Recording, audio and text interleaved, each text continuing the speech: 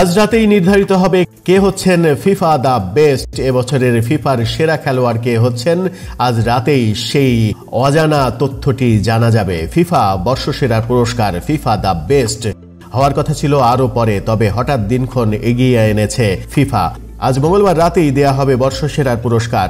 কাতারের রাজধানী দোহার বিখ্যাত এম্পায়ার একাডেমিতে বাংলাদেশ সময় রাত 11টায় শুরু হবে অনুষ্ঠানটি। ব্যালন ডি'অরের মতো এখানেও সেরাদের সেরা হওয়ার লড়াইয়ে এগিয়ে আছেন রদ্রিগো এবং ভিনিসিয়াস জুনিয়র। ইতিমধ্যে ব্যালন ডি'অর পেয়েছেন রদ্রি, যদিও বিতর্ক কম হয়নি সেটি নিয়ে। এখন দেখার পালা ফিফা দ্য বেস্ট শেষ বেলায় এসে কে জিতে নেন।